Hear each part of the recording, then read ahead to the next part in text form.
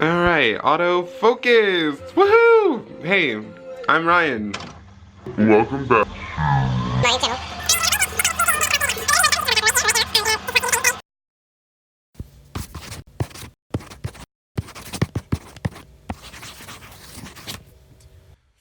And I guess I'm an entertainer, and I like to be in front of the camera, and I like to entertain people.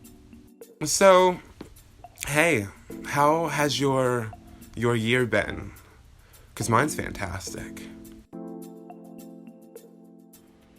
Recording, rolling.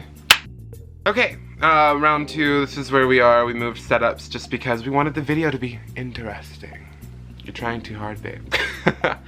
Let's just start at the beginning, and I'm gonna move pretty quickly through all of the nonsense that I've been through to catch you up on my life. I'm about to let it all on the table, and if you, part of my little community, want to interact with me, let's just do so. Down below. Let's just do so down below. Woohoo! So last November 2018, my great-grandmother on my mom's side passed away. If you know anything about my life, I have lived the last decade at my grandparents' house. When I was 13, I moved out of my parents' house, my mommy's house, and I left behind what felt like my little siblings and my older sister. And we made changes, and the help of my grandparents and the uncomfortable, emotional turbulence of the family drama that unfolded after because of the everything.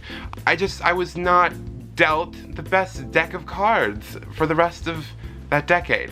And so it's just kind of been a rickety road, if you will. Here I am, 2018, Nana passes away.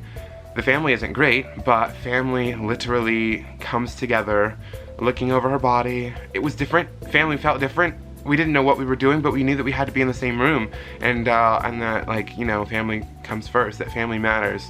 And that's kind of all that Nana wanted. So it kind of sent me into this emotional roller coaster of trying to figure out how I felt in my own family after I've gotten so used to being who I am away from everything. That was a lot. So let's keep going. I discovered that, like, I just had a lot more issues than I realized, and that they were affecting my everyday lifestyle. I was able to put a lot of focus into school and learning. I kind of just put all that I needed to work on in the back of my mind. And then the whole Nanol thing happened. It became an explosion, and then all feelings let loose, and I knew that I needed to make a change. Alongside that, I was at a job that I didn't really want to be at anymore. I've been working there since 2016, just a retail associate. I was grateful for the opportunity and working there. My boss really helped with that, and I guess I just kind of like lost my way through that. It just felt so repetitive and not like me. And because I'm a charismatic person, I did well there. I thrived. It didn't feel right. It didn't feel like me.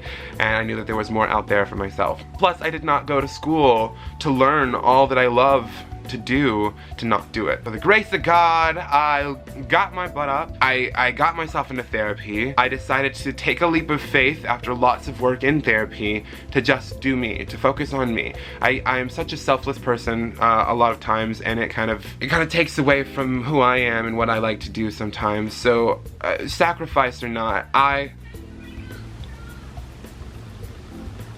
some neighbors outside are being ratchet. I got myself up. I was like, you know, there's got to be a change. So I hopped onto an indie project by someone that I just like sent a Facebook message to. I was literally like, I don't know you. We've been friends on Facebook for like 4 days. I'm gonna have to like get to know this dude.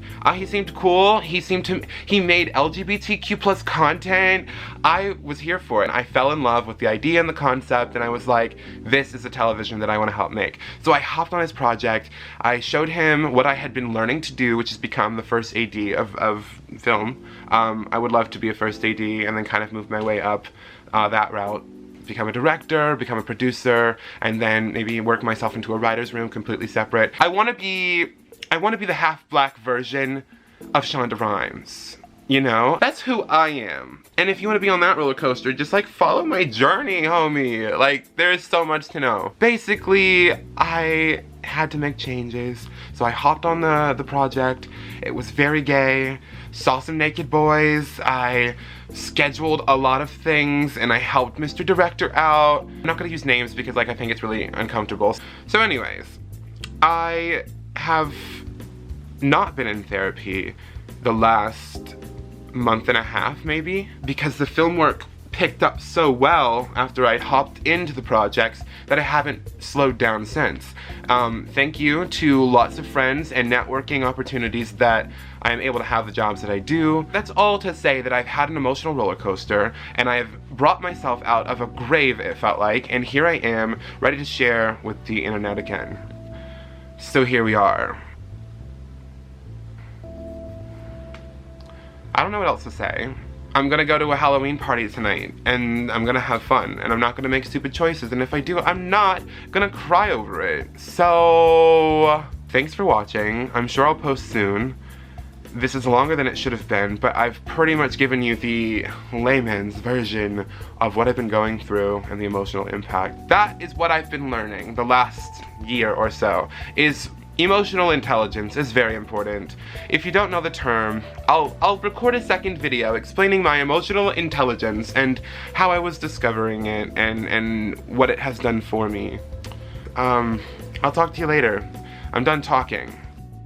If you want to follow me on this journey, just subscribe to this channel. I will post frequently. I'm sure my marketing skills and things will only improve, but I don't know how heavy I'm gonna go into the editing as of right now.